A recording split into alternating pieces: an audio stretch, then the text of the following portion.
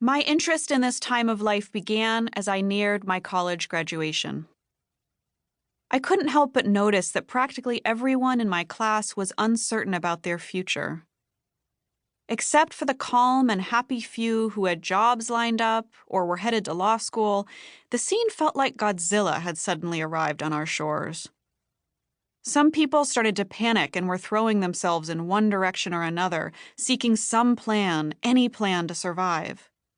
Some seemed utterly resigned, as if they'd determined that their best days were in the past. Others were still partying a little too maniacally, as if they believed that keeping the college life going would make the enormous threat disappear. Up until that point, we'd studied, written papers, and taken tests. We'd played sports, protested, partied, eaten lunch together in the cafeteria, and lain out on the vast lawn when it wasn't raining. We were occupied almost all of the time, but we were focused on getting through school and getting to graduation. Each class had deadlines and tests. Each semester led into the next one until graduation day itself was reached only after a last round of finals and preparation for visiting family. It happened quickly. Suddenly, here we were, finishing nearly 2 decades of school with very little direction on what to do afterward. Ample attention had been spent on how to get us into college and on sales pitches for which schools to attend. But now, we weren't customers anymore, just a bunch of people in our early 20s being tossed from the academic nest with no instruction other than, go on, that's all we have for you. I felt no clearer about what I was doing with my life than I had in high school. Most of the time, when I expressed my existential protestations, they fell on deaf ears. This was just the way things are, and I would figure it out. I found myself reflecting on one of the last scenes in the beloved rom-com of my youth, Say Anything.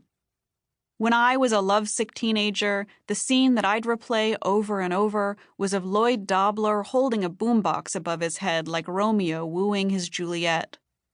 Of course, I also listened to the song he was playing, In Your Eyes by Peter Gabriel, on repeat.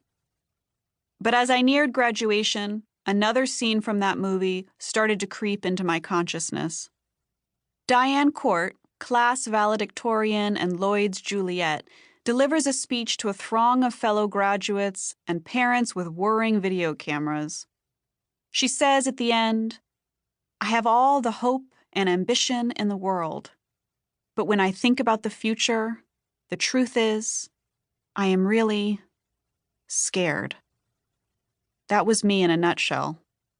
All the ambition in the world and undeniably, utterly scared. 3 years after graduation, I was working as a project manager at a software startup in downtown Portland. Between this job and college, I tried to devote myself to a career in humanitarian work or social justice. I'd applied to countless nonprofit jobs and had volunteered a couple of times abroad, first at a prison in Bogota, Colombia, and then on the tsunami-ravaged coastline in Sri Lanka. I'd also worked various part-time, entry-level jobs to pay my bills. And in the early days of both social entrepreneurship and social media, I'd tried to start a company that would connect young people like myself with opportunities to help communities at home and abroad. Hence the foray into startups and tech. This project manager gig was my first well-paid full-time job since graduating, and I was grateful to suddenly have a savings account. But I wasn't happy. Beyond financial survival, I was no closer to understanding the point of what I was doing, nor did I feel like I was living a life destined for me. I had a good job and was grateful for that, but I was helping to build an entirely uninspiring tech product, seemingly born from the connections of an old boys club rather than any genuine vision or need. Most days, I stared out the window at the summer sky from 26 floors up, wishing that I were on the ground and on my bike instead. I had attempted to create a life for myself that made sense to my insides and also made an impact on the world, but I was failing. This wasn't what I'd envisioned for my future. This couldn't be the purpose of all I'd been working toward in so many years of school.